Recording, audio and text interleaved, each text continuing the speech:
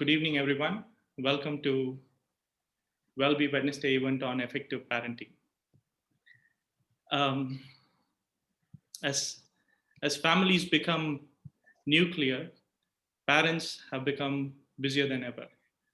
The daily effort to connect with children on a meaningful and personal level has come down in many homes. Today's program is all about understanding the ability to interact and engage with children in such a way that they learn and grow into remarkable adults. Wellbe Work, in association with International Institute of Psychotherapy, brings this program. A small brief about Wellbe Work. Wellbe Work as an organization focuses on mental and social well-being of individuals and individuals within organization. We offer employee assistance program through assessments, confidential counselings that address personal, professional, and familial issues. As a part of our program, we also offer webinar and workshop to create awareness. Now I would like Dr. Thaddeus to introduce International Institute of Psychotherapy. Thank you, Mr. Divagar. Good evening to all. The International Institute of Psychotherapy has been established by a multidisciplinary team of mental health professionals to be a forerunner in the field of psychotherapy. And Padma Vibhushan, Professor Dr. M. Sharada Menon is the founding patron of IIP.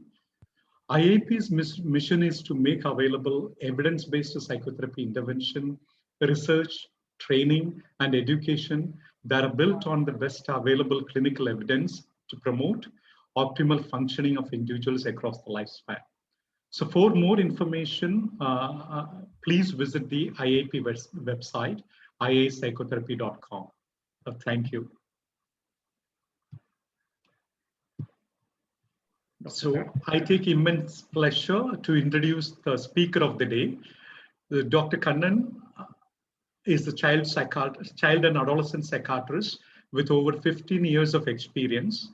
After completing MBBS and MD from Madras Medical College, he moved to Australia to complete formal training in child and adolescent psychiatry. He's passionate about early intervention and the prevention of mental disorders. Perinatal mental health, parenting, school-based mental health, and autism spectrum disorders are the key areas of interest for him. Currently, he works as a child psychiatrist in Gold Coast Hospital and Health Service in Australia. Thank you, Dr. Kannan, for being here. And the floor is yours. We are waiting to listen to you.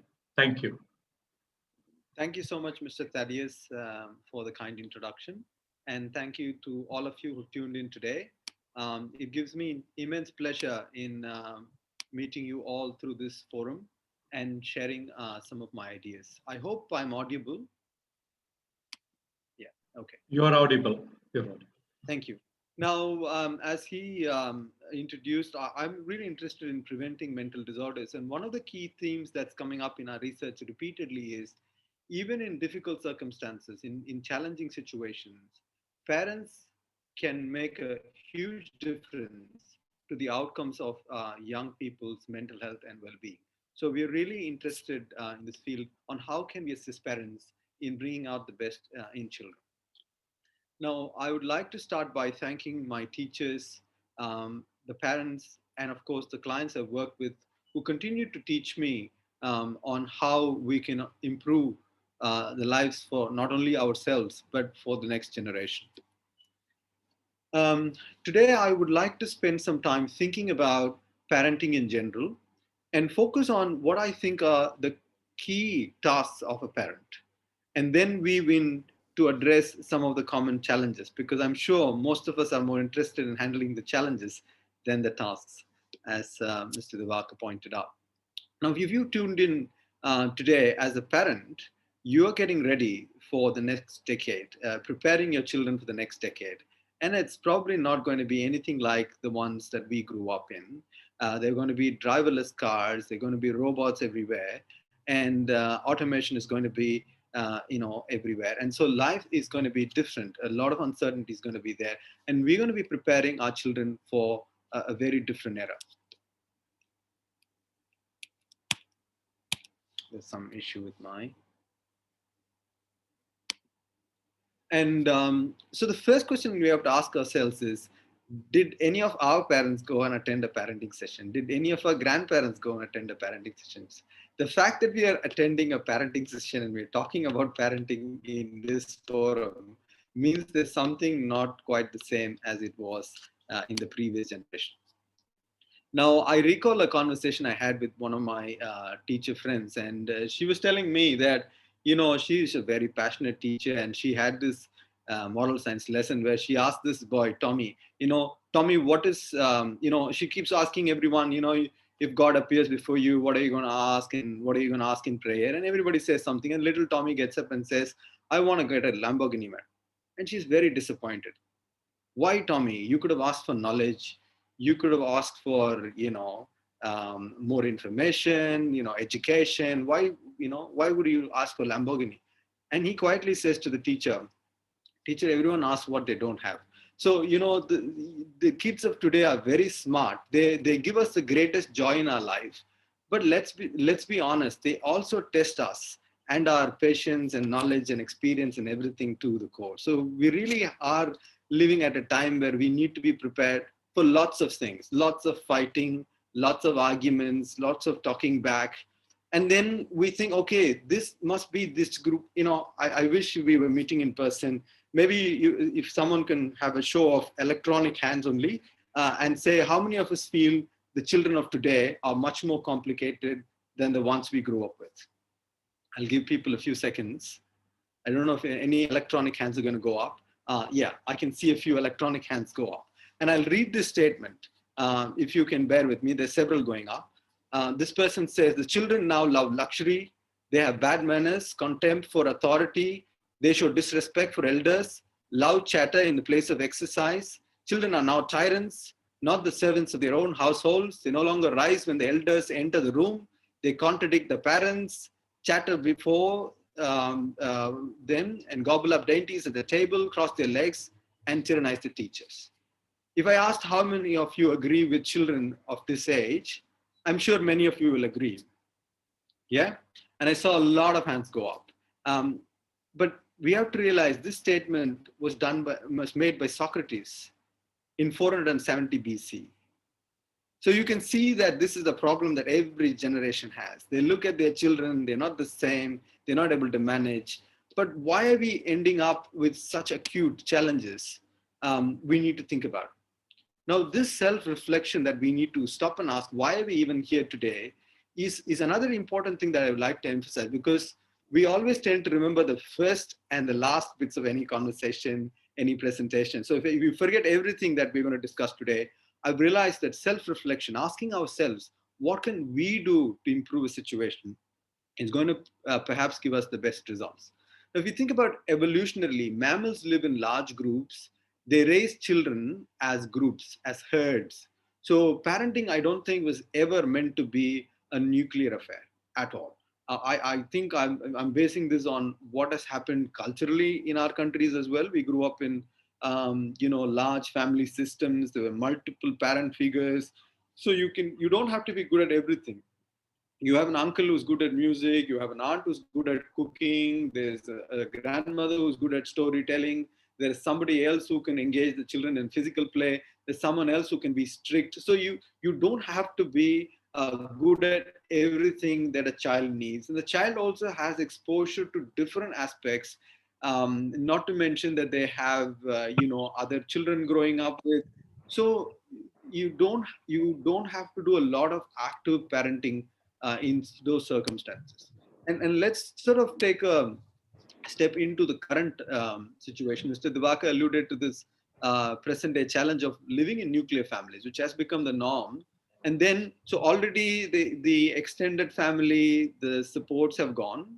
And then you get to a nuclear family, and then both parents have to work. And so that's a further reduction. And then you can assume they live in places where the lack of peers. So the gadgets become both the parent, the grandparent, the friend, the philosopher, guide, and everything. And then there's a huge battle to take the gadgets out of the child for reasons we can only imagine. So on one hand, we have less resources. On the other hand, we can see there's an extra expectation, extra load.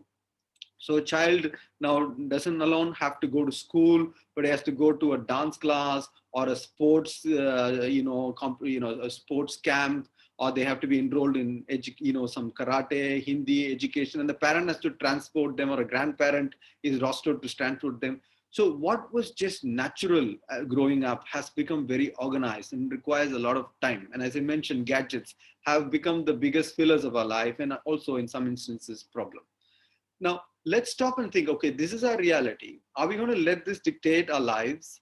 Or are we going to do something that will help us raise our children to levels they belong? How do we help them realize the potential? Now, I got Dhoni and Jackma here because in some ways they signify something really important about success. And to me, success can be thought of in many different ways, but one essential quality to be and become successful is being able to handle unpleasant emotions. And this, I think, is something as parents, we play a crucial role in the emotional development, in the social development, and the ability of the child to adjust and achieve in demanding social circumstances. So now I'm going to take a step back and think, okay, how do we organize some of the common tasks that a parent has? Now, I'd like to think of it in this fashion. The 3 C's. The first, I think, is the connection. The second task is coaching. And once you do these things, then there should be less need for correction. Let's think a little more about connection for a start. I don't know how many of you have known this, and I don't know if you're able to see the ducks. You can see the ducks in a row following this man. His name is Conrad Lawrence. He did this experiment where he went, these ducklings as they were hatching, he was just observing them. He was staying close to them. And what he observed is if he did this when they were hatching and he moved around, the ducklings actually followed him like he was the parent figure.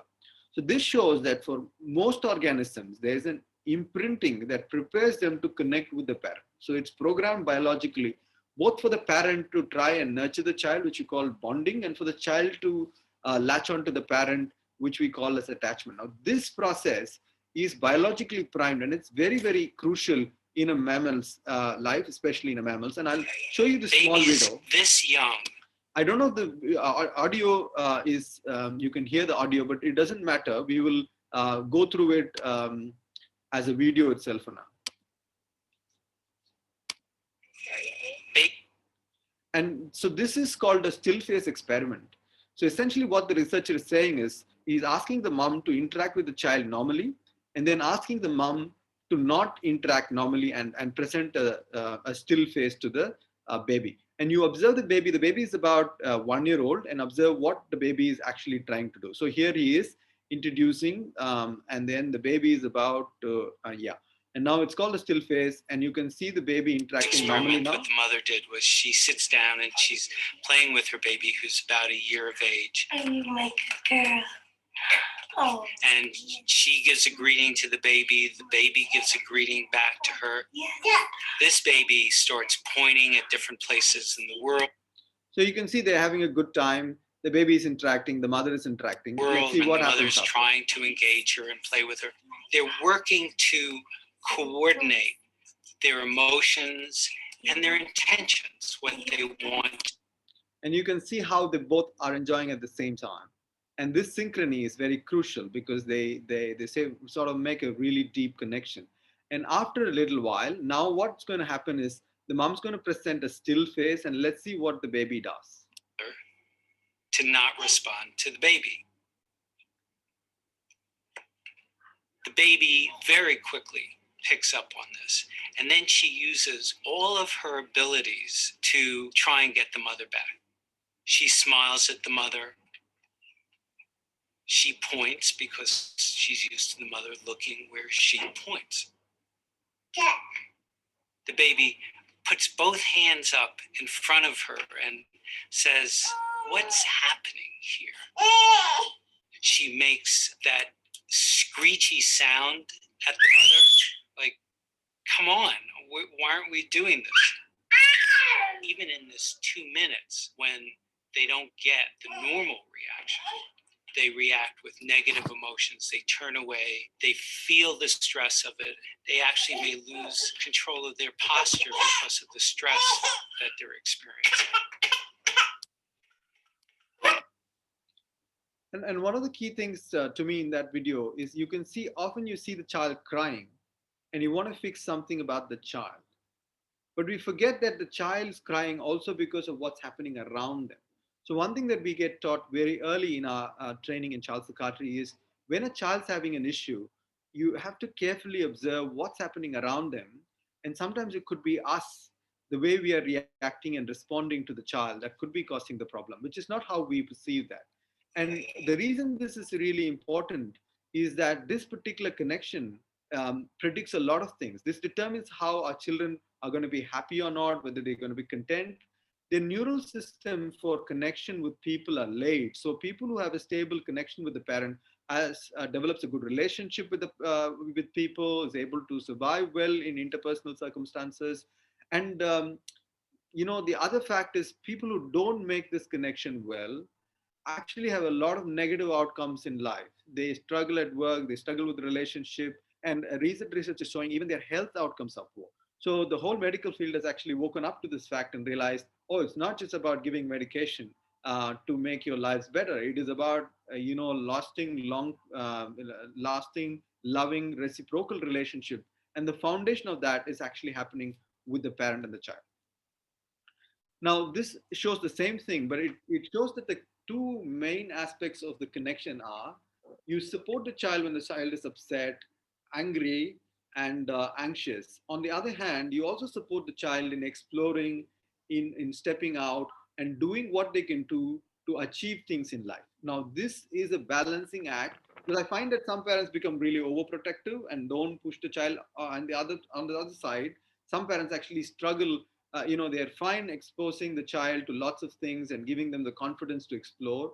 But when the child is upset, when the child is crying, they're not sure how to handle it. So they would either take the child out, buy the child something. So the child misses an opportunity to learn how to handle emotion.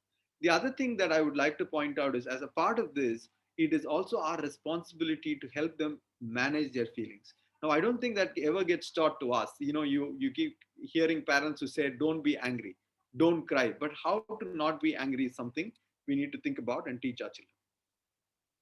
So we looked at how you look at connection with a young child. With a young child, a really, really young child, we're connecting in terms of touch, in terms of sound, in terms of smell, in terms of touch play and sensory games. And in a primary school kid, being playful with the child, being engaging in some activity that's fun for the child is something really important. And I think we've all become too serious and hence grown old, I think. So it's really important to bring that element of playfulness in our everyday life in sustaining this connection.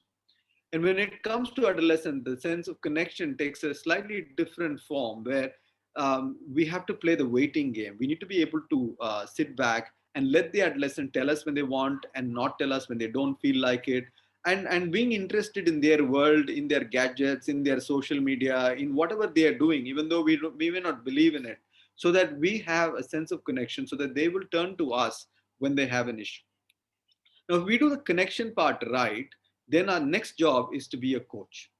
Now, when we say coach, a lot of us might think being a coach would mean, providing motivation, goal setting, enhancing performance, perseverance, skill building, supports, knowledge, and so on.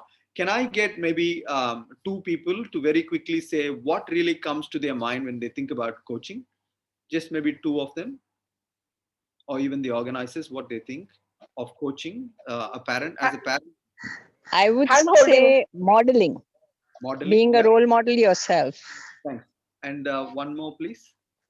I said hand holding.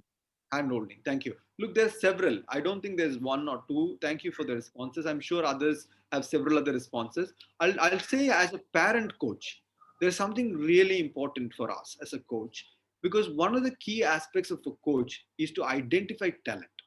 If you see the Achrekas, there's so many people there, but they pick one person and invest their time more in them and bring them up, like Tendulkar or other persons. So as a parent, we're like a gardener, I think. The child that's gifted to us has some unique set of qualities. They have their own challenges, and we have to figure out this sapling that we have on what it's going to be. Is it going to be a mango tree? Then it's going to grow broader. It's going to bear fruit. Is it a coconut tree? It's going to grow tall. It's going to bear coconuts. We don't know what we have. And our job is to try and figure it out. So we need to be able to give them an opportunity to explore different things, be it sport or art or dance or drama or discussion or interpersonal skills beyond academics. Because I think I have to be honest, our education system is not as broad and inviting for our children to fully explore their talents. So it leaves us with more responsibility as parents to carefully consider them. The palms in this picture to me signify another important aspect of us as a parent coach, which is acceptance of them as they are, with their risks, with their positives and negatives they bring. And that's important for us to be able to hold. And once we know what they're capable of, we have to gently push them towards it, at no point missing or giving them the feeling that we're not accepting of them as them. So I think this is a really fundamental, foundational thing that as parents we have in our current times. Now, then we have to think about the techniques we might use. How are we going to get them to what they need to do? And I'm just putting up this model. I'm sure a lot of people know this. It talks about being a nurturing parent or an adult or a natural child, and are you going to be a critical parent, and the child responds differently. So let's take the example of the morning routine, right? So the morning, usually the mother in Indian context is trying to get the child ready, and increasingly parents, the fathers are also doing, which is welcome. And they're very compassionate. They're really cuddly. They're very loving, and they say it's time. Come on, get up, get ready. And then the time ticks away. It's 7 o'clock now, and they get to the adult mode where they say, okay, I've got to be rational. You're getting delayed. Remember what happened yesterday. Blah, blah, blah. And then you get a certain response from the child, and it's now 8 o'clock and it's getting really late. And then you get the critical parent out. The critical parent is authoritarian, is shouting, screaming, intimidating, threatening, and you get a rebellious and insecure child. Now, what I'm saying is, depending on the child's response is also related to how we are evoking that response. And it's important, we want to think about it. We have a sense of success or achievement when we get to that critical mode, we achieve something, but it comes at a cost of relationship with the child.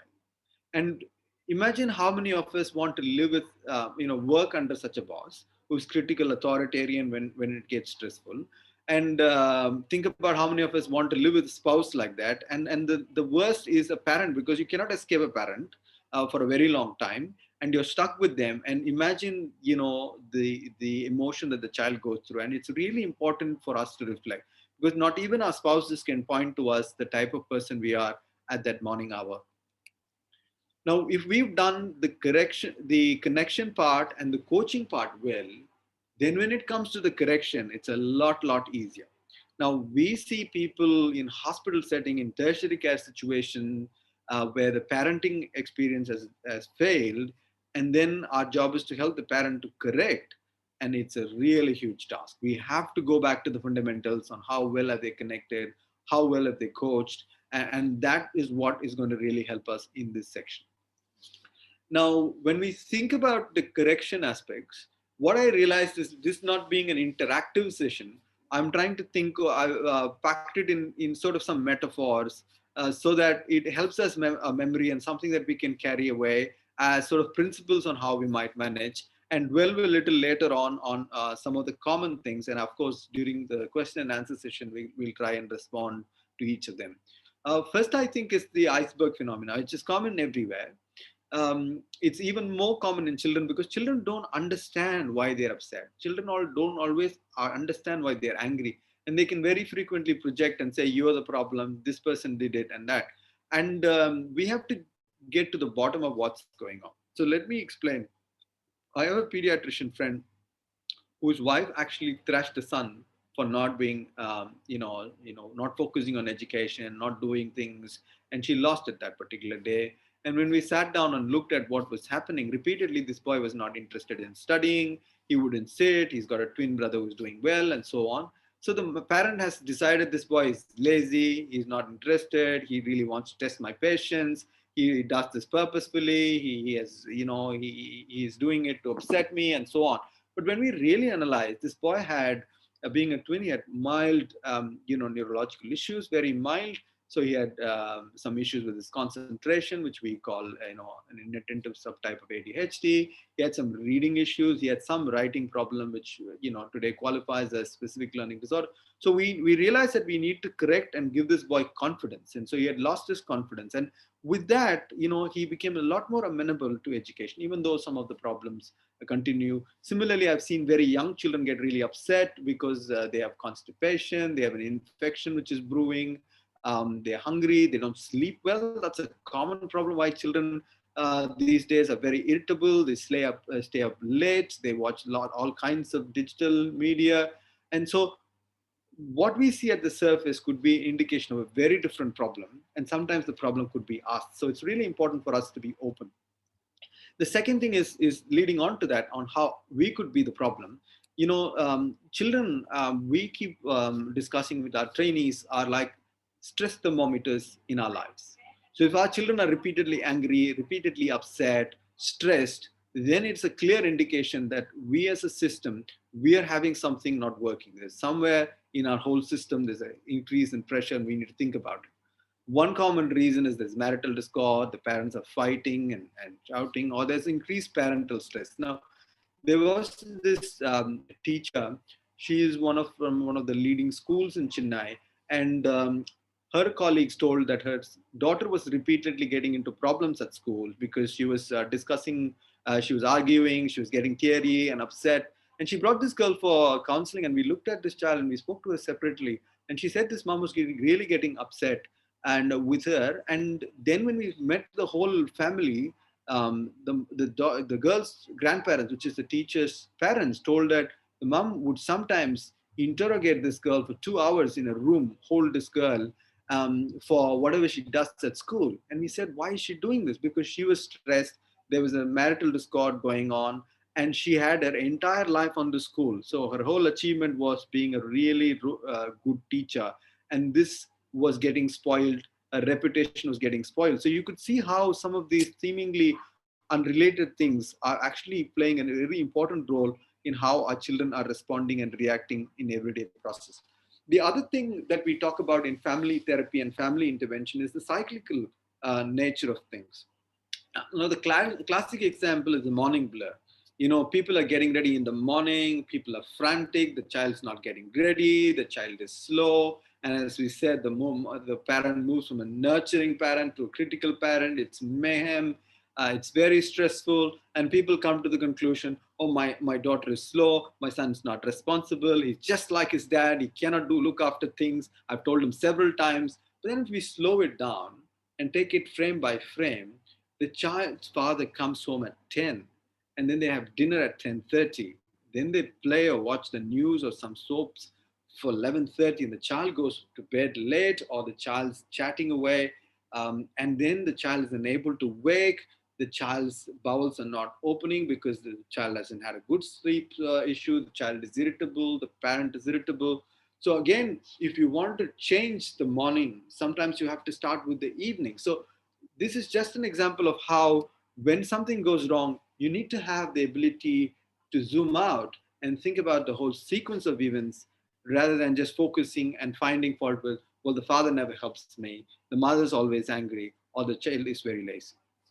Now, if we've done the other things, then the next question we all have is, how do we help our children handle emotions? Now, in the previous generation of parenting work, we would usually talk about time out and quiet time without spending much time on how do we teach children to handle their emotion. Now it's becoming increasingly clear that we not only have to show them that it's wrong, but also teach them how to handle emotion. Now, how many of us actually call a friend or a parent to talk to them or a sibling if we are upset? Can I have a show of hands, please? How many of us feel like we want to show? Yeah. Yes. I can see a lot of hands go up, right? So this is really unique for I think mammalians, and especially human beings, thank you, is that we actually need somebody else when we're upset. Now, so we can look at how do we then help our children using that in mind, right? So the first step is external regulation. It's a very, very young child. The child is crying. The child doesn't know what's happening. The mom tries to pat the child. The mom rocks the child. Mom tries to feed the child. Mom tries to put up straight. So everything is done by the parent. The child does nothing. This we call as external regulation. The next step is co-regulation. The parent sits with the child and tells the child what's happened. Oh, you've had a fall, darling. So I know it's hurting, but it's going to be okay. I'm sorry you fell down. I know it's hurting here. I know you're upset. I know you're angry. So here the parent sits with the child and names the emotion or the pain experience or the sensory experience, acknowledges that, allows them to express it, gives them physical comfort, and waits for them to process. Now, this is really important because when the child is angry, we also get upset. We feel like moving away and we want to punish the child. But we have twin goals there. We not only have to discipline the child, but we also have to help the child. So that's where co-regulation is really important. I hear repeatedly parents say, don't be angry. Why are you angry? I've said so many times not to be angry. Can you not be angry? You never learned from this. I've told you 1,000 times in same tone or sometimes worse. So co-regulation is something that we need to keep in mind and know to do. And then when they get to late, early to late adolescence, we can do what we call a supported regulation. The child says, no, I need some time. We say, okay, what should you want to do? Give me some time, and the child takes a walk or, listens to music or does something, and the parent is waiting and supporting based on whatever works for the child. And then hopefully in adulthood, they get to self-regulation. We have to admit some of us are still working on that, and self-regulation hasn't been possible. So it's really important that we take responsibility of showing our kids how they can handle their emotions. I realize I'm running out of time, so I'll quickly flip through the other things. Now, this particular diagram, if you see, represents the brain. Now, if you hold your hand like that, and if you keep your thumb inside and fold, now the thumb finger represents the reptilian brain or the emotional part of the brain called the limbic system. And as you fold it, it comes, and this fold is called the prefrontal or the more advanced part of the brain. Now, what this essentially means is the more advanced part of the brain controls the emotional brain and helps us think and act rationally, even though our emotional brain is trying to always push through that. But from time to time, when our children push our buttons, we flip the lid, meaning our supervisory control of the prefrontal cortex is gone, and we become reactive, we become angry, we become upset, and we become a part of the mayhem which we are expected to sort out. So every now and then, in addition to the other steps, we have to check, is our lid in place? If not, we need to take a few moments to calm down, because that's what's going to help us respond to it. Now, in this slide, I'm going to fully summarize what I think we can do as a general rule. As long as we make expectations very clear for the children, which is what is okay in your home and what is not okay. So at 6 p.m., we turn off the TV and the digital. I know it seems unreal. So if that's the expectation, everybody does that. And if it's not, then you miss out on such hours of TV or phone for tomorrow, and so on. So the issue here is, I find when parents talk to me and they tell me, well, my child doesn't listen, and I try listening to them, it's not clear what the rules are in the family. Because the dad believes it's okay, the mom believes it's not okay. The mom also gives in some days, she doesn't give in on other days. And there's grandparents, they feel otherwise. And it's not clear what's okay and what's not okay. So I think it's very important that you're clear and then you are consistent. And the second thing, what are the consequences if you do that? So what? A lot of the times, there's a lot of arguments and reactive parenting. What is better is you set the rules right at the beginning and very calmly, kindly, but firmly enforce the consequences. If you can learn this one simple thing, then a lot of the correction becomes a lot easier.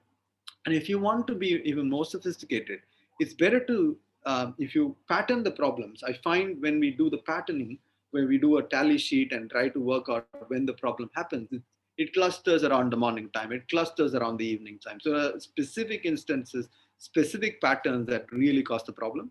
And then you can avoid those problems. You know, a child who's slightly overweight, repeatedly hogs on junk food, we say, why do you want to, keep junk food at home? Because the father wants it, the mother wants it, the grandfather wants it. So you have to avoid problems to the extent possible.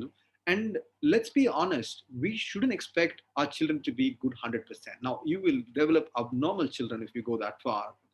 So you have to expect them, the school expects 50% for pass or 40%, let's say 60%. So you have to allow them to be doing whatever they can, and just be outside of whatever boundaries you think for a little bit. And then you pick the most important ones. You don't want them injuring themselves. You don't want them doing things that are dangerous, but not every single thing. You don't want to be like a helicopter parent trying to control them. Believe me, they will just hate you if you try to do that. The other smart thing to do is post choices. Now, I learned this from my neighbor at that time. I didn't have my daughter. So she had asked me to pick a son from childcare, and it was my job. And I went there not knowing I needed a child seat here in Australia. But I picked up this boy anyway. I remember he must have been 2.5. And I asked him, do you want to wear the seatbelt? And guess what he said? He said, no. So I took the risk of my license and I brought him home. And then when we got there, she said, you drove him without a child seat? I said, yes, I asked him. And he said, no. She said, why did you ask him? So that was a good question. You need to know how to ask the question. Now, instead of asking the child, do you need the seatbelt? I should have asked, which I've now learned, do you want to wear the seatbelt, or do you want me to put on the seatbelt? So then that's called a forced choice. The child feels the child has made a decision, but you decide the range of choices for the child. And the other common thing is, if you have a rule, the rolling, the transition, give the child a little bit of notice. As the child grows, they want that so that they feel respected. And a clear expectation and communication around that often takes the need for shouting. Now, we all get into this trap. We think if only we get angry, things work. If only the child gets angry, things work. I don't think it's true at all. We do this all the time, where we're able to show the parents, as long as you're clear, you're strategic, and you're consistent, you don't need to raise the voice. Definitely don't need to hit the children. And if any of you are trying that, please, I will tell you, hitting the child leaves the child emotional scars. Children later on really despise this and tell us that they absolutely hated it. When at a time when they don't have much control, much scope, that's the last of the strategies, especially for some children who have a tendency to be shy and anxious, that leads to internalizing disorders. Now, I'm going to skip through most of the challenges. And so the tantrums, how do you manage? The morning blur, the back answering child, the angry child, we spoke about it. You acknowledge the emotion, you get close to the child, you regulate yourself, make eye contact, listen to the child, be curious, and then you'll be able to offer solutions with time. Now, there's a whole lot of educational issues that come up in our system because of the way it's structured. Again, being sensitive and careful, we can get through that. I will answer that if there are any questions. I thought I'll spend a couple of minutes on the gadgets, because that's a big issue for most of us. Before I do that, I will again request you guys to show of electronic hands, how many of us actually think our children have a problem with gadgets? Yeah, there's some people who think that. Yeah, thanks. So now I'm going to ask you, thank you guys, how many of us actually wake up and see our gadgets the first thing in the morning? Yeah, you see the point? So gadgets is a problem for all of us. It's just all over our lives. And today it's one of the key things that we are grappling with. My friend in AIMS, Dr. Dheeraj, we were chatting online the other day. He's done his thesis on gaming addiction. And he says one of the biggest predictors of gaming addiction for children is how much less time the parents are able to spend with their kids. And you can see in this group, in the slide, the children are spending a huge amount of time on gadgets. Now, very young children, when they start doing it, it impacts on their speech, their motivation in studies. I see all kinds of challenges in adolescents who are addicted. You frequently get a child who doesn't want to go to school. He's anxious. He doesn't have any friends. The social media and the gadgets are all he knows. And his job, he wants his dream job is to become a gamer. Now, this is a way he's able to escape his anxiety and the social challenges he has. And the other issue that is cropping up is these children grow without any physical activity. And if I remember the stats from the Mohan Diabetes research, which says about 20% of our kids are overweight. Now, this is unacceptable. That puts them at a higher risk of diabetes, higher risk of mental disorders. In a country like Australia, where I live, 1 in 5 children are having the problem. And prevention, is always better. It's going to be a huge challenge if they develop any of the problems, not to mention the cognitive difficulties, their educational challenges, and a whole host of emotional challenges. So what can we do? Again, being an active parent rather than a reactive parent, it's really important you guys decide as a family what's okay and what's not okay, ensuring that it does not impact on the sleep time. Now, young children, sleep is crucial. Sleep is where memory gets consolidated. It is where a lot of growth happens. They feel restored. So it's very important the children are not exposed to these things in the night, definitely not late in the night. It's really a good idea not to have it in the bedroom, not to be having sleep. I know of my brother's family, they take a media free day on every second weekend or once a month on a weekend. And that seems to really put the children into things that they would not otherwise do, like reading and other things. So we really need to be creative. And as they get older, we have to make sure we know what they're watching, be aware of cyberbullying, other kinds of things like sexting and online solicitation, making sure that we have parental control and all kinds of things that have increasingly become a problem. I know a lot of people have seen this, but this and through their WhatsApp forwards, but I think it's really worthwhile reminding us of this.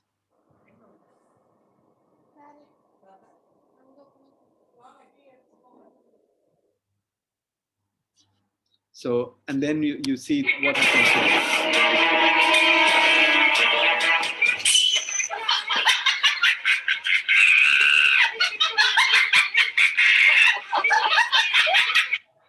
And to me, that highlights what one of the participants says about modeling. I think when it comes to digital, we have to lead the way, and we have to model, there's no doubt. And very quickly about the teens. Now, teens are a different world. The metaphor I'd like to use for teens is like that of a driving instructor. Now, when we have children who are really young, it's like we're driving the car, they have no choice, they're just coming with us.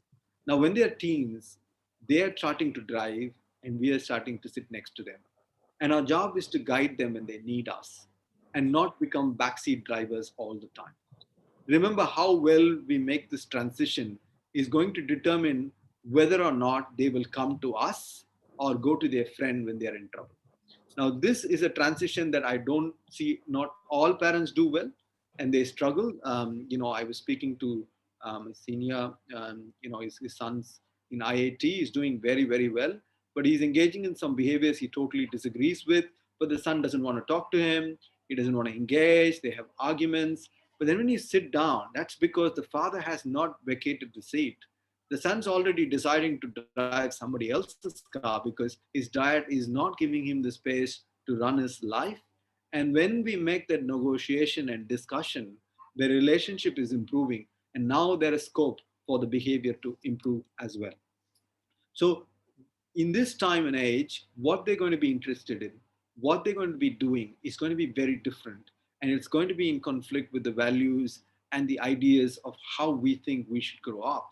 And it's very important that we have the ability to not only see the world through our eyes, but also through their eyes to try and sort of bridge the gap between the teen and our lives. Now, finally, I'd like to say there's one deficiency across all age groups that our children are growing, and that you can see. I want to tell you about an essential vitamin you've probably never heard of. If you're a parent or plan to be one, it might be more important to your child's growth than all other vitamins combined, and only you, a parent, can provide it. I call it vitamin N, the word no. And I think this is important. When I looked at it, I realized that one thing that has happened in the increasingly nuclear single parent and single child families is the children often get what they want. They don't hear no. They don't develop the tolerance and the ability to handle frustration. So it's really important they have a mix of things that they can have and not have, so they get used to it. So just to quickly summarize, I think parenting is about connecting, coaching, and taking charge as correction. And the main job of a parent is to create a nurturing, enriching atmosphere and peer match them. If you can do that, then you can sit back and enjoy when they're actually growing up. And for us as human beings, we want to be a loving, stress-free presence around them, because they're not just listening to us, but they're imbibing us and making making us a part of their lives. So relationship is a foundation. I'd like to finish off by reading this poem, and I think it makes a lot of sense. It's something that it reminds me every day on what is expected of a parent. If I had my child to raise over again, I'd finger paint more and point the finger less. I'll do less correcting and more connecting. I take my eyes off my watch and watch with my eyes. I would care to know less and know to care more. I take more hikes and fly more kites. I'd stop playing serious and seriously play. I'd run through more fields and gaze at more stars. I'd do more hugging and less tugging. I'd be firm less often and affirm much more. I'd build self-esteem first and the house later. I'd teach less about the love of power and more about the power of love. It matters not whether my child is big or small. From this day forth, I'll cherish it all. Thank you very much, and I'm open to anyone if they have any questions. So thank you so much, Dr. Kannan. I request the participant to key in the chat box your questions, please. And considering that Dr. Kannan is in Australia, it is too late for him.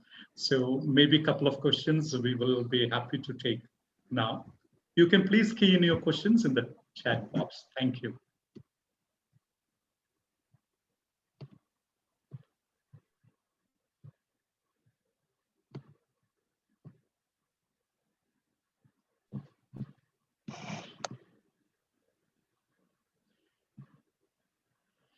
So the first question, Dr. Kannan, is from one Anparasu, is what's the earliest stage to identify learning difficulties or learning disability? Yes. Okay, that's a really good question. Now, for identifying learning disability, we need to give the child adequate chance to learn, and adequate education is given. So usually around the second grade is when we can pick up those things if the child is still not doing. But there's no harm if you are suspecting that the child is having some issues. There's no harm in checking with a psychologist or a child psychiatrist what's happening for the child, because we know that if we can identify early, we can put in strategies. So if you think the child is not learning properly, check with the teacher what the child is doing. Make sure the child has no vision problems, no hearing problems, is able to communicate and articulate, and the speech issues are better. And so if these things are there, then you can give the child a little more time.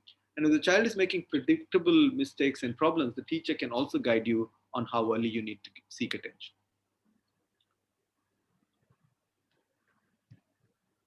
Thank you for that question answer to that, to Anparasu. And the next question is that how to nurture a resilient mindset effectively in children? That's a really I think it is from Premanand. So I think it is related to the children, obviously, because the session is on them. So yes, that's a really important question, because lots of things are being done for it, and I've actually registered for a PhD on this topic. So it's a really pertinent question. What you want to do as a parent is allow the child to go through that experience. You want to support them, and if it's very clear that irrespective of the adversity, if the child is able to reach the parent and get help from the parent, that seems to help. If the child learns how to solve problems, how to manage things, that helps with resilience. A level of competence, be it social competence, verbal competence, intellectual competence, seems to help. Ability to make peers and have those social connections, they seem to help. So a whole host of factors. you setting up a loving, enriching environment, making sure that you have a strong connection where they can connect with you, giving them opportunity to face and experience adversity, learn how to problem solve, and also improving their competence on a whole. So all of these seem to really help with resilience. So you just have to wait for things to happen. Your role is, you're not playing the game. You just have to play a supporting role. As long as you can do that, you can expect your children to do it. Thank you. And another one interesting question is that, is it okay to force the left-hand children to be right, like to use the right hand? In India, it is believed right in using right hand is right always. So this is by Angelina Rovina. Somebody has asked, and can you tell us on the problems the child might undergo or have in that case? Good question. I thought this is being less of a problem. That used to be a bigger problem when we were growing up. It's very clear. The brain decides the handedness, the eyedness, the leggedness. So when you bring a microscope to the child chooses which eye based on the preference. It's decided by the dominance of the brain. It's something that happens naturally, and I don't think there is any need to change it. I know culturally there are certain beliefs, and it can have an impact on the child's ability. If I have a stronger left hand and you want me to use the right hand, my ability to do well is going to be compromised. It confuses my brain. It takes my confidence gets a hit. You're tampering with a certain natural process for a cultural reason, which in my view it's time we change it. So I wouldn't try to do that. So thank you. I think a lot more is said about that. They will get to know a lot more from the articles and research as well. And another question from Dr. A.R. Shanmugapriya. Approach to game addiction, sir, please. That's where. Yes. Now, the game addiction, the first thing we have to ask is the home environment, is the child's environment enriching enough?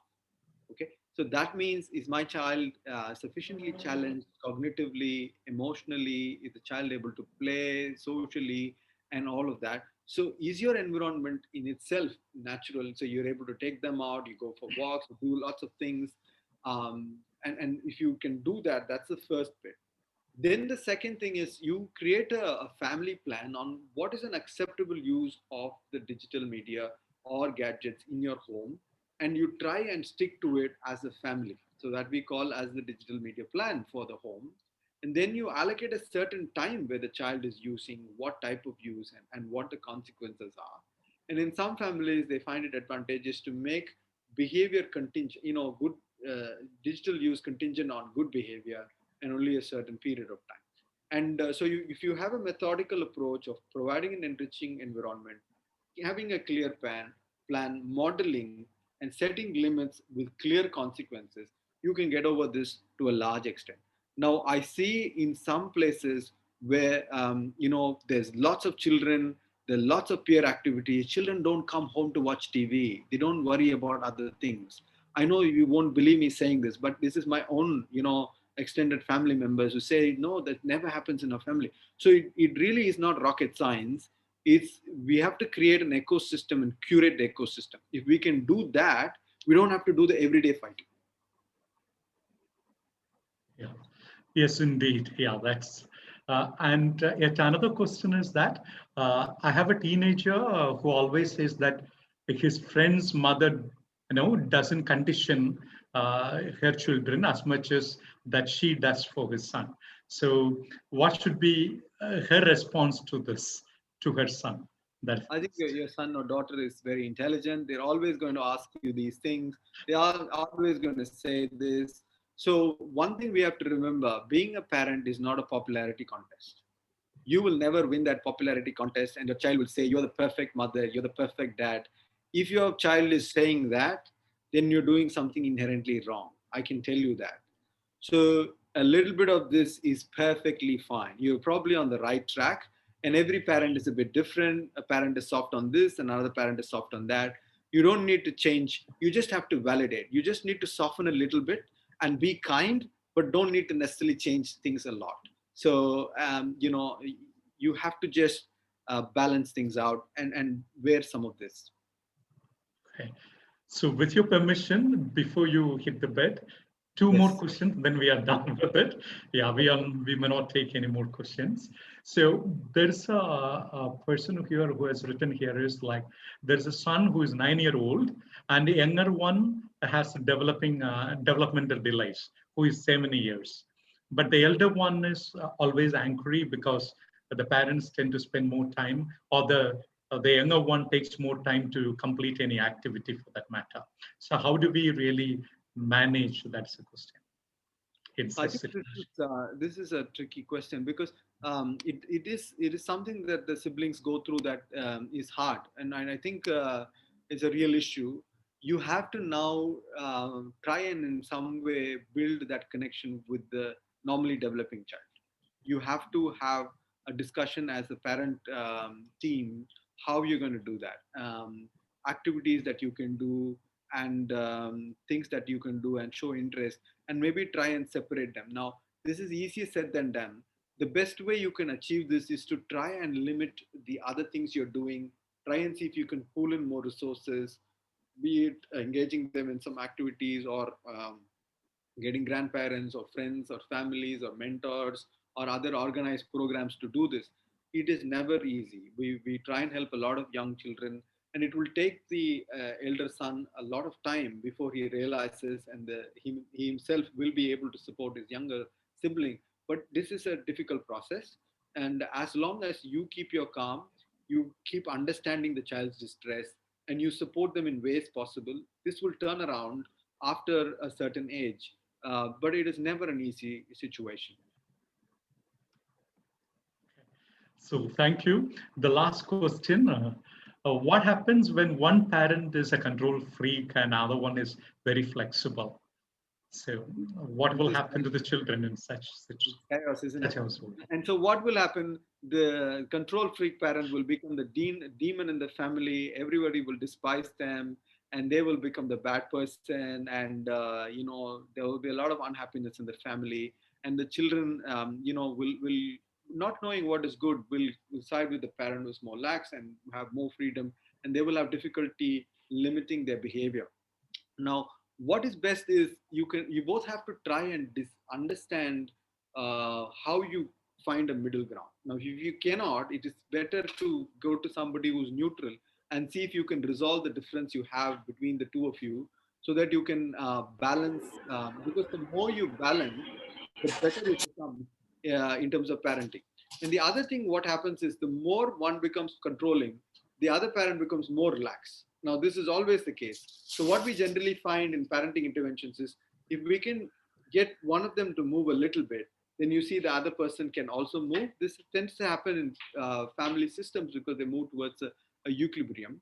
And occasionally, I've had instant where the mother was so controlling. The father came back from Japan and he said, she's unlivable with. And we really looked at her, and she had a tendency to be really obsessive. So she is a control freak in the real sense. So, and this does not happen. So I can't say every person who comes like that is necessarily having obsessive traits, but this mother did have it, and she had an anxiety disorder. So we had to just treat it, and it resolved. So you have to find a middle ground. You need to be open for a neutral person to suggest, and you need to be able to try and convey to the children that you're an united front to make your life easier. So only one question, probably. This is the last one, and with this we are done. When we are using the reward-based approach, how do we draw the line from it becoming a bad habit or to becoming a habit? That's a lovely question. That's a lovely question. Yeah. So when I work with psychologists, Mr. Thaddeus would know this as well. My psychologist here at the Sydney Children's, she would get really upset if people said, reward. She would say reinforcement. So I think the idea is to increase the rate of the behavior. And so I think a lot of parents feel skeptical. Oh, am I bribing the child? Am I rewarding the child? And they feel it's something morally wrong to do. They should know this and do this. So all of that is right. But, we are creatures of conditioning. We get up a certain way. We try to eat the same food. We do the same mistakes because we are creatures of conditioning. So the children are not just listening to us. They're playing out their conditioning. So all we're trying to do is to create a conditioning so that they have a momentum towards a certain behavior. And the reward approach or the reinforcement approach, whatever language you're using, is to try to give the impetus to do that. And it is only giving you a structure, a scaffold to build it. And you don't need to consistently do it. You're just using it as a scaffold. And then socially, you want to move from material rewards to food rewards, to targets depending on the age of the child, to social praise, a sense of achievement, accomplishment, and identity. And that's how we all become slaves to our own goals and whatever else. You can do this over a period of time. And if you are not able to flip to that, you can talk to the professionals and they can guide you. I've seen any number of children, once you guide them through the tricky phase and get past, you have to keep rotating the rewards. And then when it is no longer difficult, they don't need that to system. Because when you change a new behavior, it is difficult, it requires support and encouragement. When there is momentum and when the conditioning is in place, you don't need that. You can also scaffold it using the social praise and socially acceptable rewards, move it to identity, and then you can hopefully integrate it. Thank you so much. And now we are winding up the session, and it's a time to just express gratitude. And I sincerely express my gratitude to Dr. Kannan for a very informative session on effective parenting. I believe that we are all spellbound with his knowledge and wisdom. So we look forward to having more sessions from you in the future as well. And thank you so much for being with us in this late evening for you there, and devoid of a working day, long working hours that you had. You were, you were kind enough to accept our invitation and to be part of this. Of course, IAP is an academic partner for this program, and you are also a founding member of the IAP. So we are honored to have you, and we are looking forward to have more sessions from you, sir. And I thank the Wellbe Work and IAP team members for putting it all together to run this webinar series. And I especially thank all the participants who have attended the session. And we hope you continue to participate in the next session, which is scheduled on Wednesday, 24th March, 2021. You will get the details of the webinar soon. Thank you all, and good night to you all.